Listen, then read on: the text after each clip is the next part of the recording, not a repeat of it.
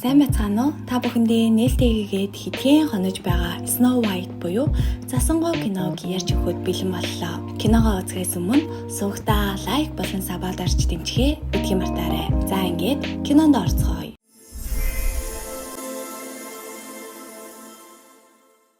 Киноныхын хаан хатан хоёрын түүхийг өгүүлж буйгаар эхэлдэг бөгөөд тэд өөрсдийн вант улсдаа аз жаргалтай амьдарч байсан ч хүүхэдтэй болохыг маш ихээр хүсдэг байв. Ийхүү нэг өдөр хүчтэй засан шуурга дэгдэж тэрхүү шуурганы үеэр хаан хатан хоёрын хүсэл биелж бяцхан охин мэндэлжээ. Уг шуурганаас улбаалan тэд түүнд Засангоо хэмээн нэрийг хайрласан байдаг. Ингээд цаг хугацаа өнгөрөхөд хаан хатан хоёр Засангоод хаан тулсаа захирах ухаан инэрэнгүй сэтгэлтэй байхыг зааж сургав. Учир нь тэр бол хаан ширээг залгамжлах цорын ганц өв залгамжлагч байлаа. Гэвч нэг өдөр хатан хаан хүн дээр өвдөж улмаар нас барснаар Засангоо болон хаан хоёр л үлдэж хоцоржээ. Цаг хугацаа жуулран өнгөрч нэгэн үзэгслэн тэмхтэй ордонд гарч ирэн бүх хүний анхаарлыг татаж байлаа. Тэрээр цаанаа нэгэн нуцыг агуулж байв. Үнэн хэрэгтээ тэр бол эд шидийн хүчээр гоо үзэгслэнгээ хадгалдаг хар шидтэн байсан аж. Удалгүй тэрээр хааны сэтгэлийг эзэмдэж түүнийг өөртөө дурлуулан хатан хаан болж чаджээ. Мөн шидэт толны тусламжтайгаар тэрээр энэ дэлхийн хамгийн үзэсгэлэнтэй бүсгүй хэн бэ хэмээн өдөр бүр асуудаг байв. Ингээд нэг өдөр түүний толинд өмнөдийн хаан тулсаас аюул ордож буй дүр зураг үзэгдэв. Тэрч хааныг энэ аюулыг дарахаар илгээсэн боловч харамсалтай нь хаан амьд эргэж ирсэнгүй. Ийхүү хорон санаад хатан хаан бүх эрх мэдлийг гартаа авч Засангоог өв залгамжлагчийн эрхээс нь хасаад ордны боол олгож хүмүүсийн нүднээс далд байлгадаг болов. Жил сарууд улиран өнгөрөхөд Засангоогийн тухай дурсах хүнч бараг үгүй болжээ. Нэг удаа тэрээр ордны ажил хийж байх үедээ Джонатан хэмээх залуутай таралддаг. Гэтэл Джонатан хаан тулсад хүнсний хомсдолтой байгаагаас болж төмс хулгайлахаар оролдож байв. Удалгүй Джонатаныг ч барьж чадсан бөгөөд шийдэхээр болжээ. Хатан хаан түүний гэрийг шатаах зарлиг гаргасан боловч Джонатанд гэр байсангүй. Учир нь тэр дээрэмчдийн бүлгийг толгойлон ойгоор хэсүүчлэн амьдардаг байв. Үүнийг сонсон хатан хаан түүнийг шоронд хорхоор шийдвэрлэдэг. Энэ үед Засангоогийн дотор улам их тэмцэл өрнөж тэрээр шорон руу нуугдан орж Джонатаныг суллахыг оролдоно. Тэрээр Джонатанд талах өгдөгч яг тэр үед харуулууд ирж Джонатан зүгтд хүрнэ. Энэ үед хатан хаан дахин шидэт толиндоо хандан толмин энэ дэлхийн хамгийн үзэсгэлэнтэй хүн хэн бэ гэхэд тойл Засангоо гэж хариулав. Хатан хаан энэ хариултыг сонсоод уурлан хэлэгнэж нэгэн анчин хүслэн Засангоог ойроо дагуулan явж тэнд нь устгах тушаал өгчөгдөг. Анчинч Засангоог энгийн зугаалга мэтээр авч явсан ч түүнийг гимгүй цайлган охин гэдгийг ухаарч өөрийг нь алхаар авч явж буйгаа хэлж орхидог. Үүнийг сонсон Засангоо айж сандран харанхуй ойроо зүгтгэд ой модож аимшигтай эд шидийн хүчтэй мэтэл санагдаж байлаа. Гэтэл гинэт модод түүнийг барих гэж буй мэтэл хөдөлж хэлэхэд тэр бүх хүчээ шавхан мултарч чаддаг.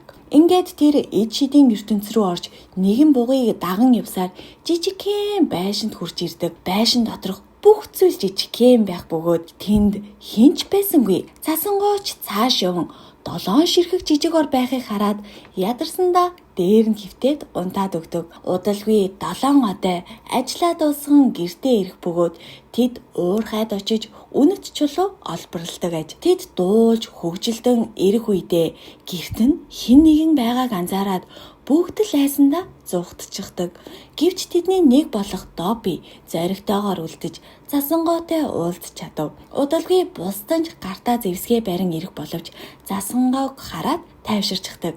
Тэгээд Засангоо өөрийгөө танилцуулж хатан хаан түүний хөнөөхийг завсан тухай ярьж өгөхөд одоо нарч мөн өөрсдийгөө танилцуулна. Тэд түүнд өөрсдийн гэртээ үлдэхийг зөвшөөрөхөд Засангооч талархах хүлээж авав. Энэ зуур хатан хаан дахин толиндоо хандан хин хамгийн үзэсгэлэнтэйг асуухад хариулт нь Засангоо хിവэрэл байв. Үүнийг сонссон хатан хаач гайхан анчны авчирсан хайрцгийг нийтэл дотор нь Засангоогийн зүрх биш ердөө л нэг алин байгааг хараад анчныг урвсан гэдгийг ойлгодог. Анчинч өөрийгөө шийдэхийг зөвшөөрсөн ч Засангоог өршөөхийг гуйдаг. Гэвч энэ нь хатан хааныг улам хилэгнүүлж анчныг шоронд хорих тушаал гаргав. Үүгээрч зогсохгүй тэрээр хамгаалагчдаа илгээн Засангоог барьж ирэх зарлиг болгожээ. Ингээд маргааш өглөө нь болж үйл явдал эд шидийн нутагт өрнөдөг. Бүх одоочууд сэрэх бөгөөд тэд Доббиг бусдаасаа ухаан муутай гэж шалцгаахад үүнд нь гомцон Добби уйдгарлан яваад өгдөг. Харин засангоо түүний араас явж сэтгэл санаагийн дээрдүүлэхийн тулд шүгэлтийг заахаар шийднэ. Добби ч үүнийг нь баяртайгаар сурж тэд буцан байшин руугаа ороход Доббигийн сэтгэл санаа өөрчлөгдсөнийг бүгд анзаарав. Засангооч тэднээс хамтран ажиллахыг хүсэхэд тэд бүгдээрээ цэвэрлэгээ хийж дуудуулж эхэлцгээв. Энэ мөчид засангоо өөрийн бага насны түүхүүдийг ярьж түүнийг хөнөх даалгавартай байсан анчин түүнд нэгэн чухал үннийг хэлсэн болохыг санав. Тэрээр хорон санаад Хатан хаан аавыг нь үхсэн хэмээн худал хэлсэн байж магадгүй гэсэн байжээ. Ингээд үнэн мөнийг олохоор шийдсэн засангоо одоо нарт зочломтгой байдалд нь талархаж буйгаа илэрхийлээд ой руу явв. Түүний зорилго нь эхлээд дээрэмчдийг олох, дараа нь аавынхаа тухай үнэн олох байв. Замдаа тэрээр Жонатантай дахин таарав. Жонатан түүнд ордны харуулуудаас нуугдахад туслахад харин засангоо өөрийн хүсэл зорилгынхаа талаар илэн далангүй ярьж эхлэв. Тэрээр дээрэмчдийн бүлэгт нэгдэж аавыгаа олоход туслуулахаар ирсэн гэдгээ хэлв. Жонатан ч засангоотой ярилцахдаа түүний эцэг өмнөд хаан тулсад хоригдож байгаа гэсэн цуу яриа сонсож байсан тухайгаа хуваалцсан. Ингээд Жонатан засангоог бусад дээрэмчүүдтэй танилцуулах мөчөд ордны харуулууд гинэт гарч ирэн түүнийг барихаар оролдоно. Дээрэмчид ч түүнийг хамгаалахаар оролдох боловч амжилт олсонгүй. Харин засангоо ухаалаг арга сэтэж ойролцоох мордыг сул тавин харуулуудыг сарниулснаар дээрэмчидтэй нийлж ойроо цухтаж чаддаг. Гэвч тэдний түр амс хийж байх зуур нэгэн харуул модны цаанаас сэмхээ ном сумаараа онлон засангоо руу харавхад үүнийг Жонатан анзааран түүнийг өөрийн биеэрээ хамгаалж чадав. Ингээд дээрэмчидч түүнийг аврахын тулд одоо нарын оромж руу авч явах ба тэнд очиход Добби багийн гишүүн Докосоо Жонатаны шархыг эмчлэхийг хүснэ. Гэвч Док нэрнлийн болохоос биш би эмч биш шүү дээ гэж үгүйсгэхэд дээрэмчид ихэд бухимдаж Докийг шахаж эхлэв.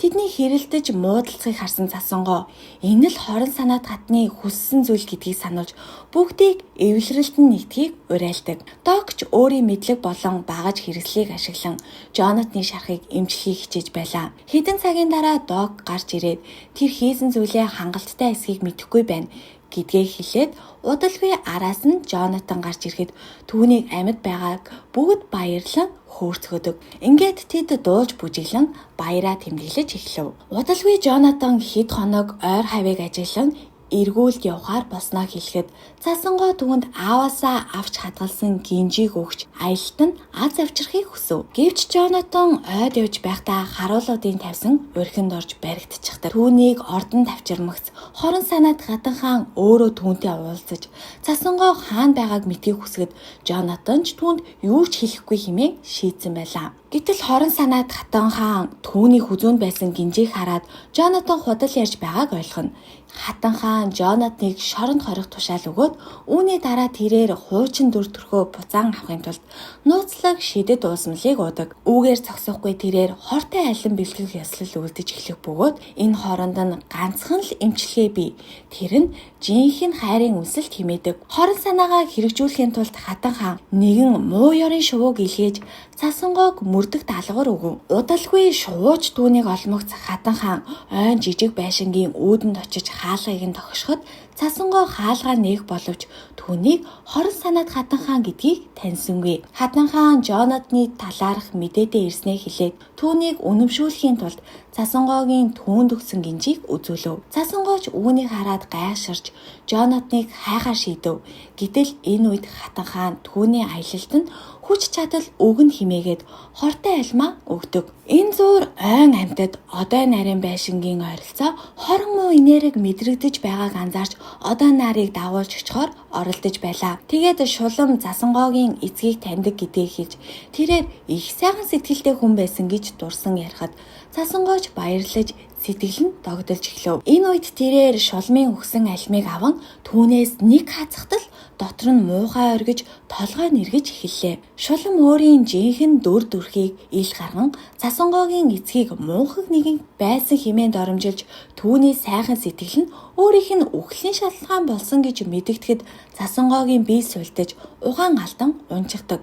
Ингээд шуламж инээд алдан алга болсны дараа одойноор гэртээ ирж Цасангоог хөдөлгөөнгүй хэвтэж байгааг хараад гашуудцгааж эхэлдэг. Тэр хооронд цайзын харанхуй шорон дотор Жонатан орохоор оролдож байхдаа өнөө ханчинг мөн хоригдож байгааг анзаарав. Тэд хамтдаа шоронгоос гарч Жонатан ойроо морьтойгоо давхиж амьтад түүнийг дагалдан явсаар одой нарын байшинд хүрэв. Тэнд тэрээр Цасангоог амьгүй мэд хэвтэж байхыг хараад сэтгэлээр унан түүн рүү ойртоод сүүлчийн удаа үнсэх мөчөд гинэт Цасангоо хөдөлж угаан орхон тэр бүгд гайхан биширч түүнийг амьд гэдгийг хараад баяртай байлаа. Ингээд Цасангоо үнэн мөнийг хилчилж хорон санаад хатан түүний эцгийг хөнөөсөн гэдгийг мэдэгддэг.